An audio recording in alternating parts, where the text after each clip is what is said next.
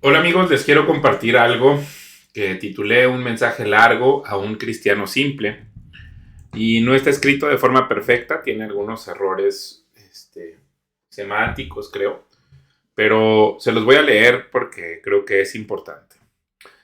Durango, Durango, a 18 de febrero de 2025. Quiero transmitir un mensaje que incluye cuestiones complejas, delicadas y que considero de gran importancia relacionadas con la realidad por la que estamos atravesando como humanidad y que no podría comunicarse de forma breve. Mi plataforma de comunicación no es más amplia que la de un hombre común. Si este mensaje llega a ti, te pido paciencia para que me permitas exponer la cuestión. Los temas del mensaje son aproximadamente los siguientes. Número uno, características básicas de la realidad como es vista por el mundo. Número 2, antecedentes de esta forma de pensar. Número 3, cómo se aplica en la narrativa actual. Número 4, cómo influye en la realidad. Y número 5, deducciones prácticas desde la perspectiva cristiana. Sé que vivimos en un mundo donde hay una gran lucha por la atención y las agendas individuales y que este mensaje puede parecer escandaloso, por lo que dudo que alguien quiera escucharlo. Mi exposición será clara y directa porque creo que las cuestiones en juego son de importancia vital. El formato no es novedoso, ya que lo estructuré usando el de un mensaje muy popular y conocido. Lo único que hago con este mensaje es tratar de organizar de manera clara y estructurada lo que ya conocemos todos. Parte 1. Características básicas de la realidad como es vista por el mundo. Son las siguientes. El ser humano vive en antagonismo contra Dios. Esto se traduce esencialmente en una rebelión en la que no hay una coexistencia amistosa.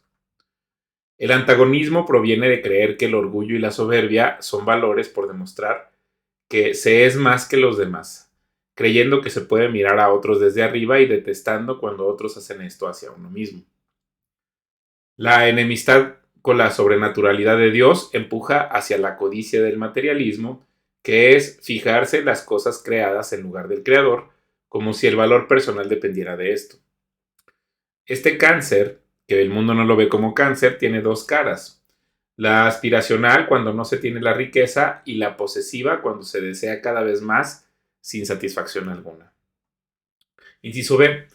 El cristianismo está lleno de luchas internas, inherentes a la dificultad de distinguir entre el trigo y la cizaña. Estos conflictos son irreconciliables debido a la hipocresía religiosa, pues hay cizaña que se autonombra cristiana y por otra parte los cristianos temen encender su lámpara en tiempos de oscuridad. Inciso C. Los cristianos viven en conflictos internos que les debilitan y son de tres tipos. El más importante es su lucha interna para negarse a su soberbia y obedecer a Cristo. Luego están las luchas doctrinales internas y en tercer lugar su lucha frente al rechazo y las expectativas que tiene el mundo que se opone al reino del cielo. Los cristianos sabios tienen reverencia por Cristo, se apartan de la tibieza y abrazan el rechazo, evitan las disputas doctrinales y se comprometen en la reconciliación del mundo caído a través de la fe, la esperanza y la compasión. Los cristianos decididos a intervenir en el decaimiento del mundo enfrentarán rechazo y un costo personal de su reputación, pero al mismo tiempo retrasarán la proliferación de las estructuras de la cultura del orgullo, así que deben ser detenidos y frenados a toda costa. Los conflictos doctrinales al interior del cristianismo, aunque representan ciertos peligros para el mundo, en realidad abren grandes oportunidades para la proliferación de la enemistad contra Dios. Esto es particularmente cierto si la gente se apega a la ideología y las creencias de que tiene alguna validez lógica el racionalismo, el secularismo, el materialismo, el panteísmo, que juntas pueden agruparse en algo que podemos llamar la ideología anticristiana. Inciso F. Debe tenerse en cuenta que no todo el cristianismo es malo. Además de ciertos elementos de santurrones irremediables y elementos mojigatos, incluye, número uno, ciertos grupos de mente abierta, entre comillas, que se muestran complacientes a las doctrinas del mundo y que las aceptan en su día a día. Y número dos, ciertos otros elementos que llamaremos cristianos altivos o soberbios, aunque no son cristianos en realidad, que creen, actúan y aspiran de manera favorable a los intereses anticristianos al interior de la iglesia cristiana. Estos últimos deben ser alentados y usados para los intereses anticristianos. Inciso G. Entre los elementos negativos del cristianismo, los más peligrosos son los que dan testimonio de Cristo de forma simple, con sencillez y humildad, reuniéndose para mantener vínculos de comunión entre sus hermanos y poniendo en práctica las virtudes de la fe, la esperanza y la caridad en su interacción con el mundo.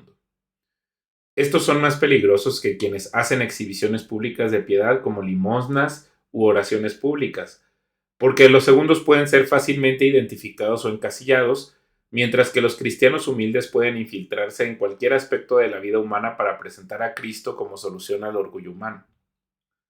Hasta aquí los aspectos básicos. ¿Hacia dónde llevan estas deducciones desde el punto de vista del mundo? A lo siguiente. Inciso A.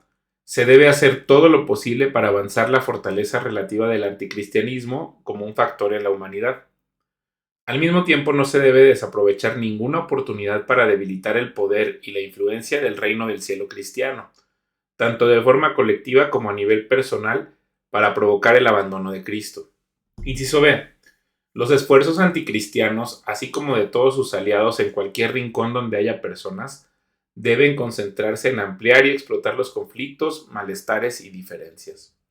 Si estos conflictos llevan a convertirse en una guerra que causa una contienda doctrinal, dicha guerra debe transformarse en ofensas irreconciliables entre los diferentes sectores de la Iglesia cristiana para frenar sus intentos de evangelismo. Inciso C. Los sectores de cristianos soberbios deben ser usados al máximo para presionar a la interpretación y predicación de la doctrina cristiana para favorecer los intereses anticristianos. Inciso D. Se debe librar una lucha sin descanso y un rechazo permanente contra los cristianos que practican su fe de manera simple, obediente y sencilla. Parte 2. Antecedentes de esta visión.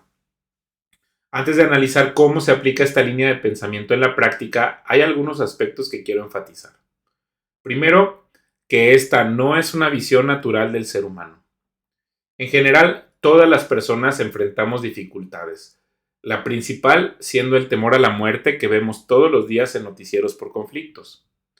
A la mayoría nos preocupan las guerras, las actividades criminales, la enfermedad o la ausencia de un ser querido, o enfrentamos el dolor de la destrucción de familias.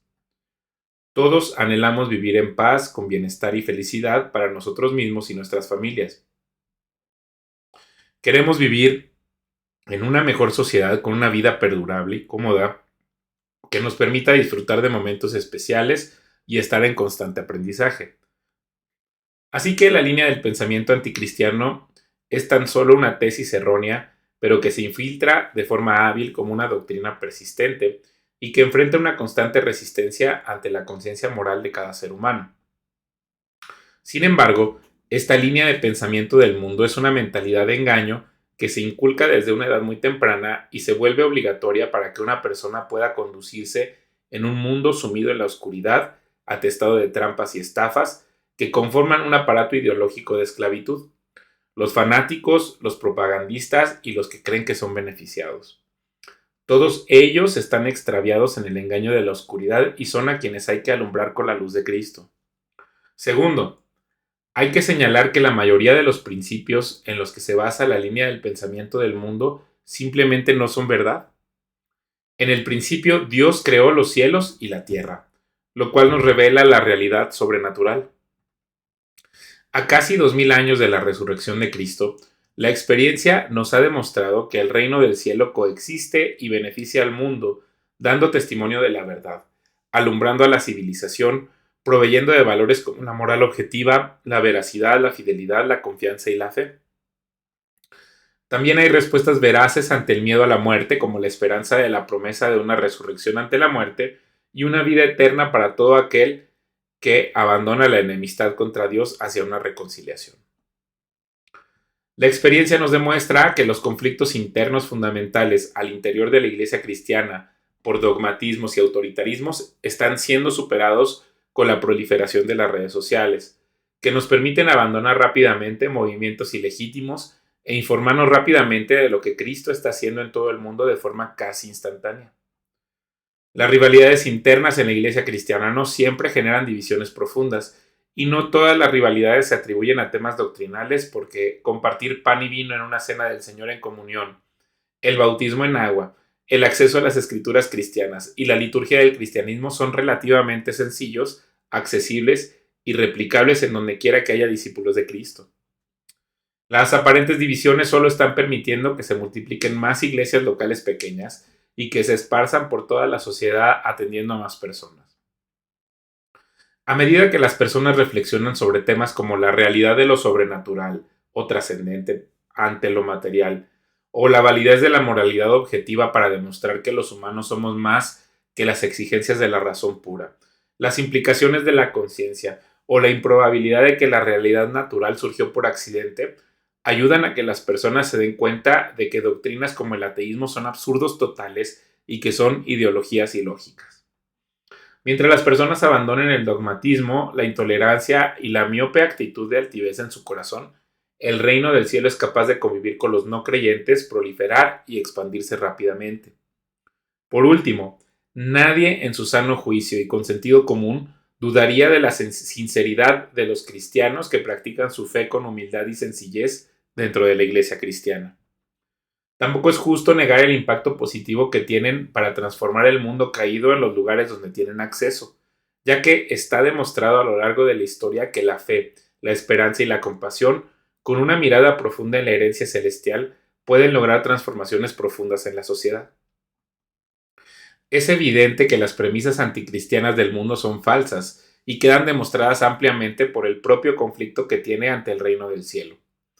Las diferencias doctrinales no han resultado en el resquebrajamiento del testimonio de Cristo que hace la Iglesia ante el mundo. Y en lugar de una guerra al interior del cristianismo, el mundo se ha visto obligado a adoptar los valores cristianos, seleccionando porciones que le convienen, proponiendo entre otras doctrinas una vida asceta de cristianismo sin Cristo, que algunos llaman cristianismo ateo, además de la práctica religiosa del fetichismo, los engaños de la superación personal, el misticismo, la automedicación con sustancias químicas, las supuestas luchas por la equidad o el enfoque en una supuesta responsabilidad social para tratar de lidiar con el remordimiento de su pecado. Pero a pesar de que todas estas tesis sean infundadas o hayan sido claramente refutadas, se siguen promoviendo con firmeza actualmente. ¿Qué indica esto? Significa que la línea ideológica del mundo no se basa en la lógica ni en un análisis realista de la situación más allá de la realidad material. La soberbia surge principalmente de una necesidad espiritual fundamental en el ser humano. En el fondo, la visión de enemistad contra Dios surge de un engaño que proviene de un deseo insaciable y egoísta que desajusta al humano. La falta de confianza en Dios, la envidia de querer ser adorado y venerado como Dios, de vivir para siempre bajo tus propios términos sin tener que rendir cuentas a nadie y tratando de ignorar la realidad de la muerte. Esto tiene sometido al mundo en la inseguridad, la incertidumbre y cometiendo graves errores continuamente, lo cual lleva a las personas sumidas en el anticristianismo a la perdición absoluta. El desequilibrio es más grave a medida que la persona es más soberbia, ya que estas personas aumentan considerablemente su enemistad cuando entran en contacto con miembros de la Iglesia cristiana que han decidido renunciar a su soberbia para que Dios, el Ser Supremo y Excelente, sea tan humilde para dejar su lugar en el trono inaccesible y se haya despojado de sus atributos divinos para entregarse en la cruz, luego se haya levantado de entre los muertos y ahora habite en ellos y los transforme a la imagen y semejanza de Dios.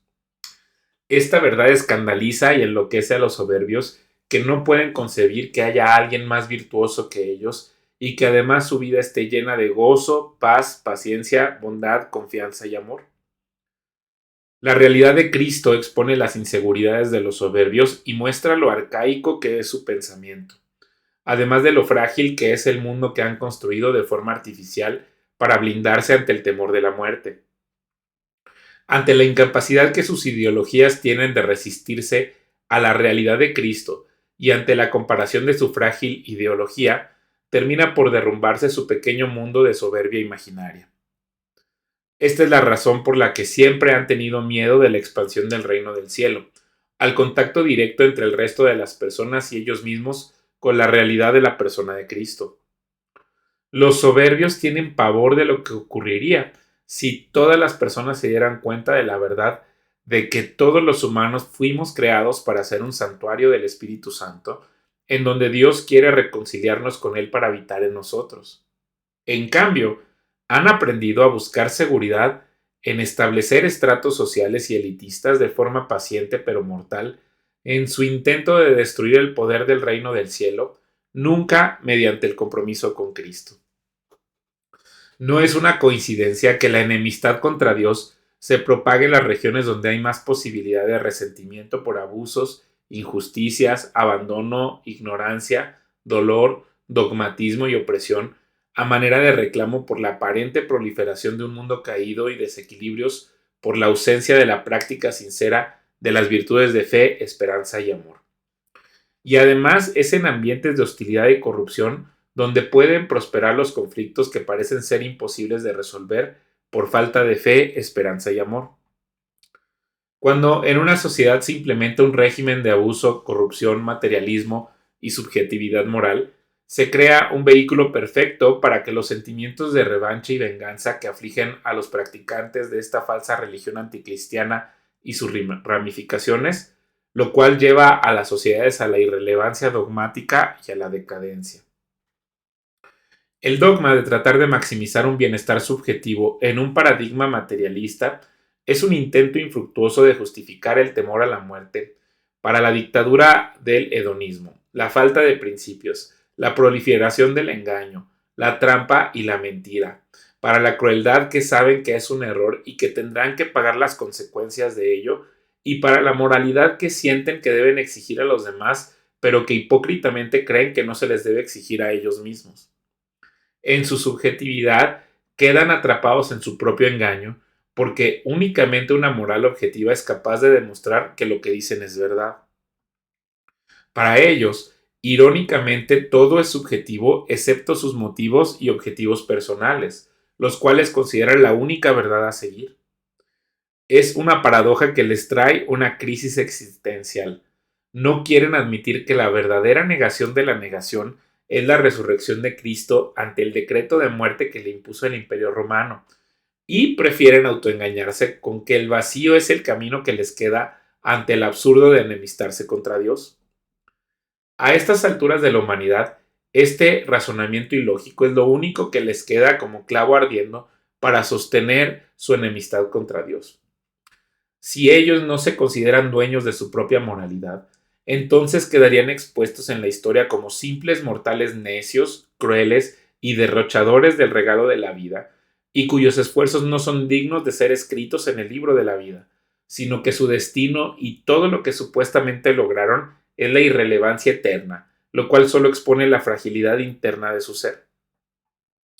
Esta es la razón por la cual los militantes del anticristianismo siempre tratan de darse más importancia de la que realmente tienen, así como se disfrazan de una apariencia de superioridad material o moral, y esta es la razón por la que nadie debe subestimar la importancia de sus dogmas y de sus trampas. Por tanto, las personas soberbias se ven impulsadas por la necesidad de tratar de imponerse ante los demás, exhibiendo la propaganda de sus mentiras y molestando al cristianismo, que es el único capaz de exponerlos como despreciables, hipócritas, conspiradores hostiles y de sus amenazas. Ya que consideran que la doctrina cristiana es un sistema que engendra una resistencia real a sus delirios de grandeza, acusan al cristianismo de que eventualmente colapsará o que convulsionará ante un golpe final que pretenden dar a manos del anticristianismo. Mediante esta tesis se trata de justificar todo tipo de expresiones subversivas contra Dios, el rechazo y el cuestionamiento constante de los valores como el perdón, la reconciliación, la caridad, la castidad o la humildad cristiana, poniéndolos a prueba de forma reiterada. También debido a esto se trata de aislar a la Iglesia cristiana del mundo, confinándola a las cuatro paredes de sus edificios o tratándola de despojar de su sabor intrínseco como sal del mundo, esto es, su carácter intrínsecamente festivo, lleno de gozo y alegría, para confinarlo a la práctica de una religión aburrida y abstemia, donde la vida cristiana es los domingos y la vida secular el resto de la semana, presionándolo constantemente para que abandone su fe obediente en Cristo hacia las ideologías del mundo, tratando de crear una crisis de identidad en el cristiano. En esencia, se trata simplemente del avance constante e inquieto de la destrucción del cristianismo desde muchos frentes, mediante un movimiento que lleva muchos siglos atacando desde la traición y crucifixión de Jesús y defendiéndose en la negación persistente de su resurrección. En cambio, esta línea de pensamiento se disfraza en la apariencia de que todo está bien, ya sea la dulzura de enfocarse en los placeres del presente o la negación del dolor, hasta formas más complejas como el tratar de purificar el alma y acallar la conciencia mediante la práctica del ascetismo y las obras que tratan de equilibrar una balanza de maldad con supuestas obras buenas, ofreciendo a una humanidad dolida y desesperada solo vacío y crisis existencial, lo cual es cada vez más peligroso y devastador. A partir de todo lo anterior, no se debe creer que todos los entusiastas de esta forma de pensar son deshonestos o que les falta sinceridad. Muchos de ellos están sinceramente engañados y desconocen la posibilidad de una vida verdadera en Cristo y son incapaces de cuestionar su propia situación de autoengaño. Para ellos simplemente es muy cómodo y conveniente aceptar estas trampas y engaños porque su soberbia y enemistad contra Dios es una verdad y una realidad en su pequeña mente.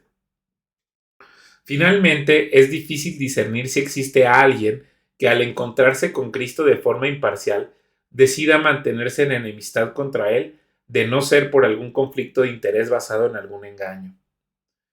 En un régimen humano dominado por la brutalidad del egoísmo, el secretismo, la codicia, la conspiración y la manipulación de la información de forma prácticamente infinita, el odio que sienten por la verdad objetiva, al grado de negarla y desecharla como inverosímil, aunque se les exponga, los lleva a sospechar que todo se trata de una conspiración en contra de sus intereses.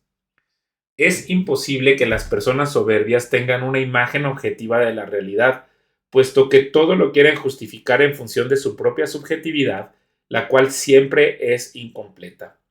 Esto deja un amplísimo margen para todo tipo de intrigas, trampas y engaños. Esta subjetividad realmente es inquietante, ya que hace que ningún humano sea realmente responsable de la construcción de las trampas, ni de los engaños que se construyen para atrapar a las personas, quienes simplemente no se han dado cuenta que son víctimas de sectas o de lenguajes que les tienen atrapados en mentiras y fraudes. El cristiano común haría bien en tomar en cuenta esto cuando entre en contacto con el mundo para que sus esfuerzos de reconciliación sean eficaces. Parte 3. Proyección de la visión del mundo en la vida común. Hemos examinado la naturaleza y el trasfondo del programa anticristiano del mundo. ¿Qué podríamos esperar en cuanto a su aplicación práctica? Se pueden observar dos caras que exponen una vida de hipocresía y codicia. Número 1, la cara visible que sería como una máscara y número 2, la cara subyacente que se traduce en acciones clandestinas de las cuales no se asume responsabilidad. Ambas caras se llevan a cabo para servir a los objetivos básicos expuestos en la primera parte. Las acciones tienen diferentes grados de intensidad y dirección y obedecen a un mismo espíritu coordinado para acabar con la vida humana. En el nivel de la máscara debemos esperar lo siguiente. Inciso A. Expresiones de voluntad centradas en exhibir por todos los medios posibles la fortaleza del mundo llamándole humanismo y que éste prevalecerá. Esto incluye todo tipo de exhibiciones de riqueza, señales en el cielo con el propósito de impresionar a cualquier humano, manteniendo una cultura de ocultismo y secretismo para ocultar las falsedades y las debilidades y hacer creer que ningún esfuerzo del reino del cielo es relevante y por el contrario, tenerlos sumidos en la incertidumbre. Inciso B. Siempre que se considere oportuno y beneficioso, tratar de expandir los límites del poderío del anticristianismo. Esto significa, por ejemplo, esfuerzos por socavar la identidad humana como criatura de Dios, como la negación de la gran inundación, la complejidad del código genético, el diseño inteligente del mundo micro y macroscópico, la negación del propósito y causa de las leyes naturales, la determinación de Dios sobre la vida humana, por poner algunos ejemplos. Esto puede verse en la incursión de la ideología enemistada con Dios en diversos puntos en campos de la vida humana como el matrimonio, la educación, la empresa o la ciencia. A medida que se expande la ideología anticristiana, puede verse el colapso social como la falta de fe, la negación de la vida, la destrucción de las familias, la depresión, el abandono y la destrucción de las instituciones que representan a la civilización humana. Las reclamaciones oficiales de la ideología anticristiana solo se presentan cuando las acciones clandestinas alcanzan sus objetivos. Inciso C. La ideología anticristiana primero tratará de separar la vida religiosa de lo que ellos llaman la vida secular para limitar y debilitar el poder del reino del cielo.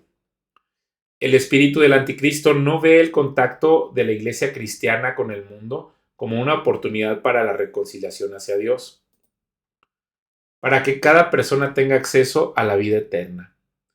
Más bien lo considera un escenario en donde se puede avanzar en metas de influencia de un espíritu de contienda, pugna y enemistad. Mientras el contacto entre cristianos y el mundo sirva para estos fines de enemistad, seguirá propiciándose. Si en algún momento ocurre que la reconciliación surja de forma natural, cambiará el tono de la interacción hacia uno de persecución y confrontación contra la Iglesia cristiana, en un intento de desestabilizar la fe de cristianos sencillos y cambiar a estrategias más efectivas para su perspectiva. Inciso D. Respecto a los sectores donde hay más subjetividad o donde las certezas son menos necesarias, la política anticristiana, incluso de forma abierta, se dirigirá a debilitar la realidad objetiva, los valores y la influencia de la Iglesia cristiana. En la medida en la que logre convencer a las personas de que hay un vacío, esto facilitará la penetración de la ideología anticristiana.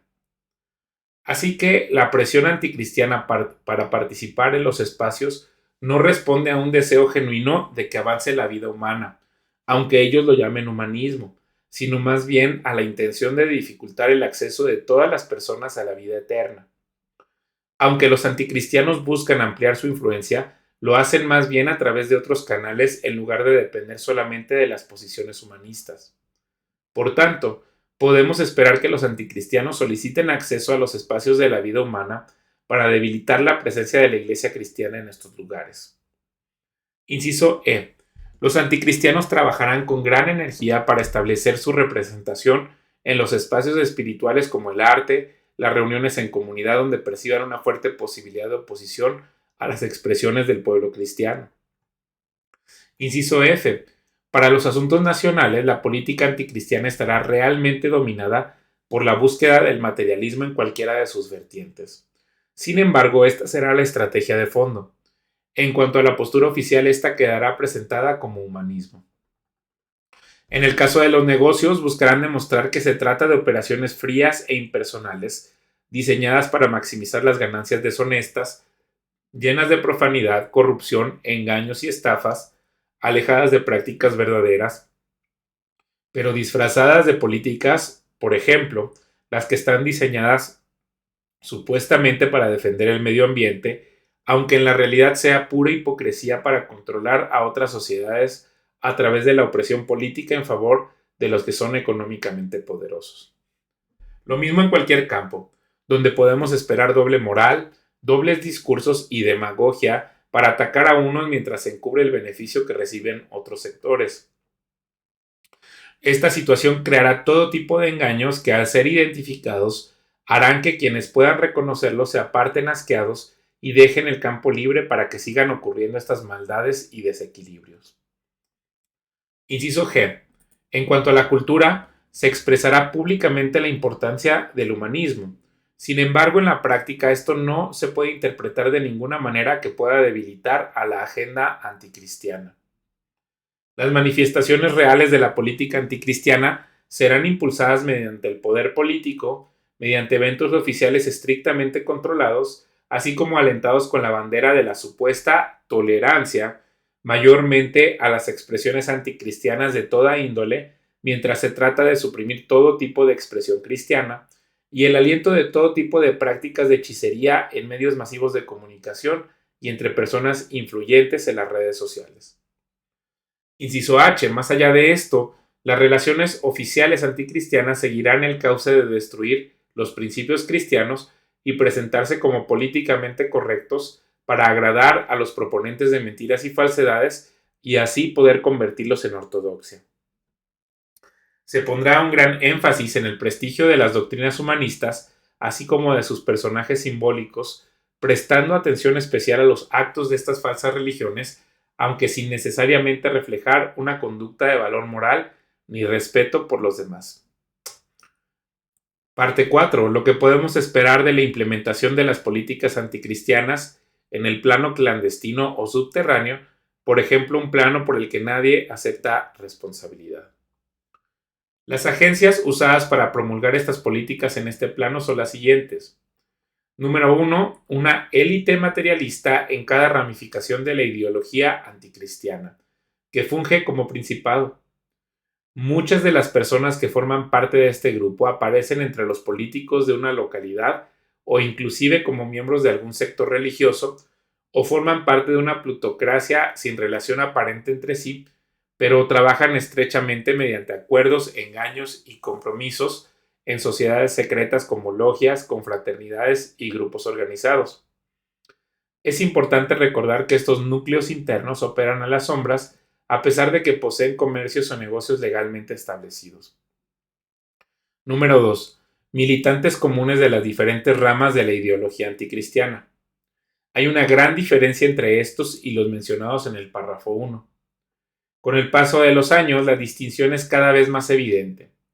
La élite es la que genera el discurso propagandístico y la construcción ideológica, mientras que los miembros comunes ya no están al tanto de las realidades del movimiento, sino que se presentan como verdaderos partidarios internos de estas ideologías y tendencias dentro de sus respectivos campos ideológicos.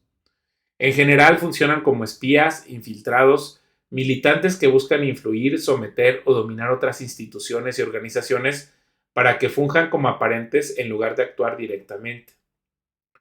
Número 3. Una amplia variedad de organizaciones o cuerpos económicos, políticos o civiles que pueden ser dominados o influenciados por esta infiltración, incluyendo sindicatos, organismos juveniles, organizaciones de mujeres, sociedades que promueven el ascetismo, sociedades religiosas, organizaciones sociales, grupos culturales, medios de propaganda en redes sociales, editoriales, empresas, etc. Número 4. Organizaciones internacionales que pueden ser infiltradas mediante la influencia sobre distintos componentes nacionales como organizaciones políticas, empresariales, educativas, laborales, juveniles y de mujeres. En este sentido, el espíritu anticristiano ve la posibilidad de apartar a los gobernantes a asuntos que obliguen a los gobiernos a tomar decisiones favorables a sus intereses en varias naciones.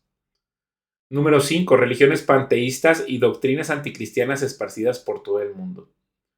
Número 6. Movimientos que promueven la discriminación con doctrinas falsas como el comunismo, el capitalismo, el fascismo y la discriminación por fenotipos, por riqueza material o por falsos patriotismos. Se puede esperar que las partes componentes de este aparato vasto sean usadas según el momento adecuado de la siguiente forma. Inciso A. Para socavar la capacidad de la Iglesia cristiana. Se harán esfuerzos para interrumpir la confianza que los cristianos tienen en Cristo y en la Iglesia cristiana para dificultar sus vidas familiares, para crear en ellos un malestar hacia Cristo, introducir insatisfacción y falta de fe y que abandonen su perseverancia. Se instará en las sociedades a todas las personas a la queja, el resentimiento y la insatisfacción para buscar soluciones mediante la violencia y el desafío para así destruir elementos de la confianza social, generando enfrentamientos entre ricos y pobres, esclavos y patrones, familias, así como generando más discriminación, inmigrantes y residentes establecidos e insultos generales entre semejantes y más menosprecio. Inciso B. En el plano clandestino se harán esfuerzos violentos para intentar debilitar el poder de la Iglesia cristiana y su influencia en el mundo sobre las personas que se encuentran en el paganismo o la apostasía. En este nivel no hay límites. Se expondrán y explotarán los errores de la Iglesia cristiana sin piedad. Se movilizará todo tipo de opiniones en todos los espacios para debilitar la presencia de la Iglesia. Se estimulará el resentimiento, la ignorancia y la enemistad contra Cristo o todo aquello que suene a religión, y se prepararán máquinas totalitarias y dominantes anticristianas para tratar de controlar las conciencias y embotarlas. Inciso C. Cuando surja algún principado cristiano presentándose para gobernar sobre algún aspecto de la vida humana y reconciliarlo con Cristo, éste recibirá todo tipo de presiones, desde los intentos de ser ignorados y rechazados hasta burlas y críticas para desalentarlo. Esto ocurre con oposición directa anticristiana, la cancelación o cuando se entra en un choque directo por el dominio moral sobre elementos que se considere importante que sean controlados por sectores anticristianos. Inciso D. En las naciones donde predomina el cristianismo, como regla general, trabajarán para destruir toda forma de vida personal. Su sistema solo puede manejar a personas que se sometan a una élite dominante. Por lo tanto, las personas espiritualmente sometidas a Cristo o quienes tienen cierta flexibilidad económica o que puedan tener libertad de pensamiento e influencia local son considerados como enemigos y adversarios. Inciso E. Se hará todo lo posible para que haya confrontaciones de carácter doctrinal entre los diferentes ejércitos del cuerpo de Cristo. Se fomentará un discurso antidenominacional entre las diferentes denominaciones y se le enseñará a aborrecerse entre sí por cuestiones de interpretaciones de liturgia, menospreciarse por la manera en que practican tal o cual sacramento, se avivarán las sospechas, se señalará los errores históricos, no se escatimará esfuerzos para difamar, calumniar y desacreditar todos los esfuerzos cristianos que amenacen con llevar a algún tipo de unidad o cohesión al interior de la Iglesia cristiana. Así, todas las formas de expresión cristiana en la misión del evangelismo que no sean susceptibles de ser penetradas y controladas por el espíritu anticristiano deben esperar encontrarse bajo ataque de muchos y a menudo de manera persistente. Inciso F. En general, todos los esfuerzos anticristianos en el ámbito clandestino y subterráneo serán destructivos, diseñados para acabar con la vida y la fe de cristianos firmes y comprometidos con la causa de Cristo que estén fuera del alcance del control anticristiano. Esto está en línea con el instinto básico anticristiano de que no puede haber compromiso con el poder del Espíritu Santo y que solo ellos podrían prevalecer de forma dominante con alguna de sus ideologías. Se aplicará una presión insistente y continua para penetrar y tomar el control del clero cristiano, así como de los gobiernos, especialmente los cuerpos militares. El régimen anticristiano es un régimen de engaño, usurpación, espionaje, intrigas y está acostumbrado a pensar en términos de poder material. Esto nunca debe perderse de vista al analizar los motivos anticristianos. Parte 5. Deducciones prácticas desde el punto de vista del cristianismo. En resumen, se trata de una fuerza espiritual comprometida de forma idólatra con la creencia de que no es posible convivir con el cristianismo y que es deseable y necesario destruirlo e interrumpir su actuar de redención en el mundo, que sea destruida la Iglesia en una forma de vivir que incluya la reverencia a Cristo y que los fundamentos de la civilización sean quebrados si el anticristianismo desea prevalecer. Este espíritu tiene un poder aparente sobre los gobiernos de la mayoría de las naciones de la Tierra y se ve impulsado por profundas y poderosas corrientes materialistas, tanto nacionalistas, comunistas como capitalistas. Además, tiene un aparato ideológico elaborado y extenso para ejercer influencia en varias naciones de la Tierra, de una gran versatilidad y flexibilidad para participar en todo tipo de campos de la vida a través de la mentira y el engaño, operado por personas con experiencia y habilidad en la astucia, el engaño, el oscurantismo, el sofismo y la hechicería. Finalmente, parece que están engañados en las consideraciones de la realidad de sus premisas básicas. Para ellos, los hechos objetivos de Cristo no son la medida contra la cual contrastamos nuestra conducta humana y que nos permite visualizar que somos pecadores y que requerimos la salvación por el arrepentimiento de nuestros pecados y la fe en Cristo, sino que están llenos de autoengaño, justificaciones por medio de calmantes de una conciencia entumecida y argumentos seleccionados de forma arbitraria para tratar de respaldar sus visiones retorcidas. La situación es muy desagradable. Ante un mundo globalizado por el Internet y las redes sociales, el problema es la misión más grande de reconciliación que tiene la Iglesia cristiana en su historia. Esta coyuntura es el punto de partida desde el cual el trabajo de la Iglesia cristiana debe partir.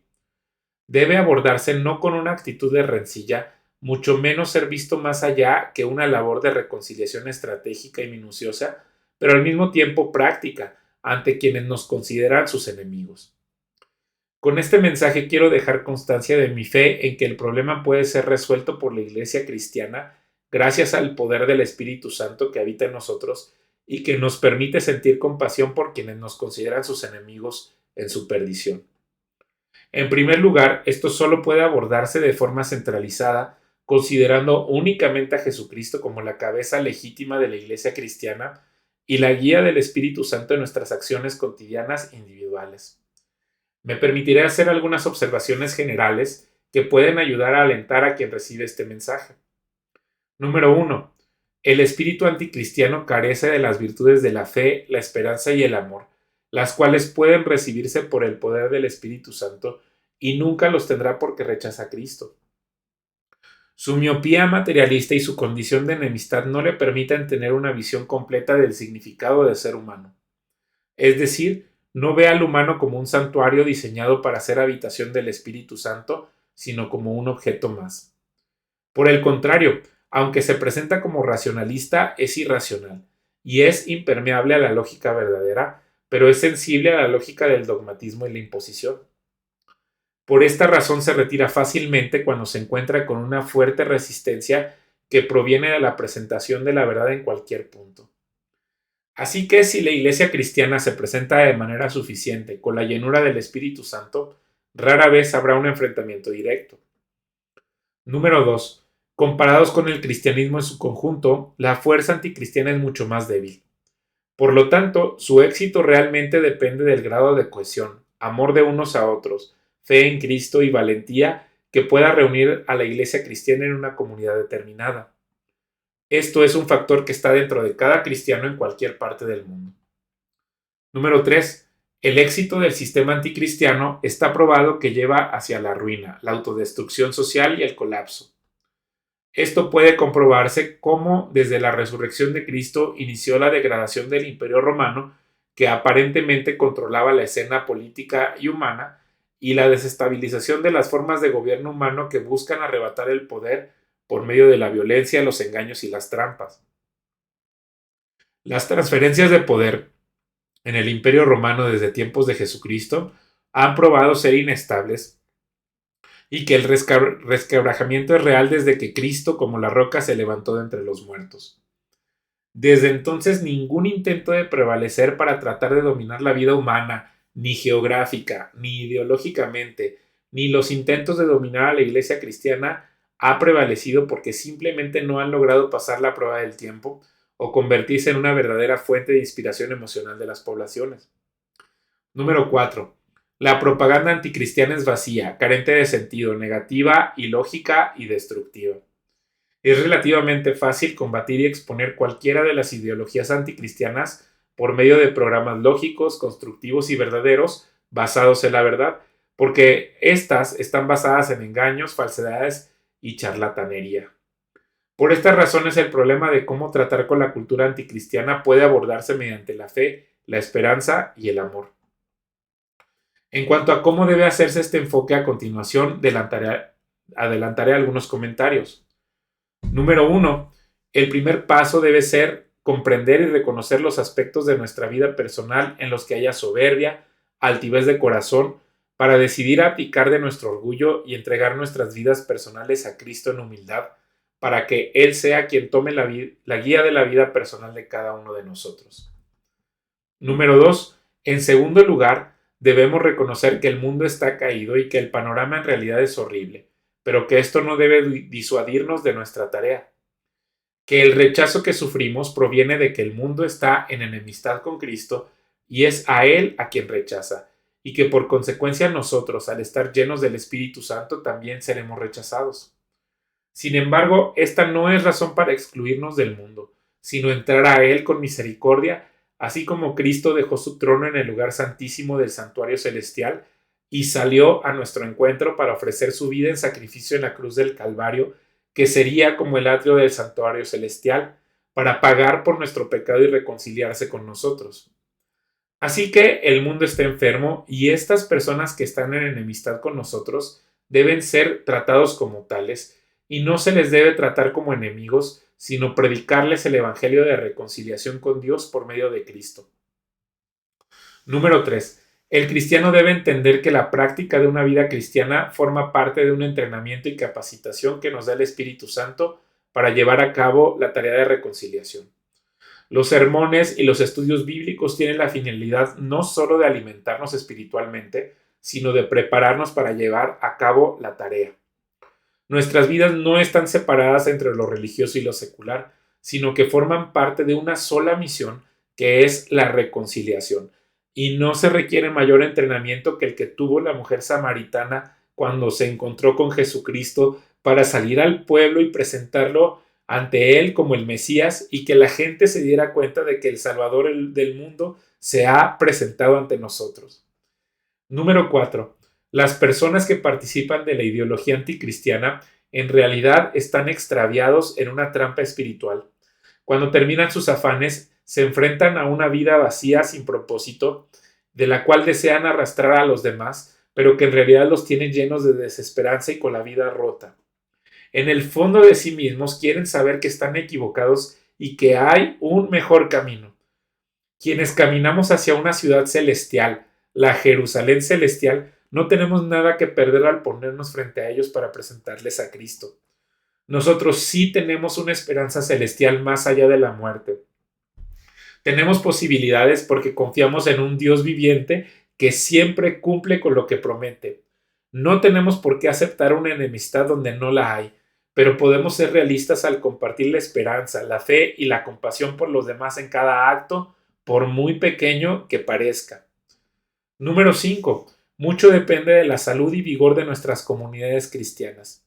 El anticristianismo es un parásito de los valores cristianos y solo se alimenta de tejidos en descomposición.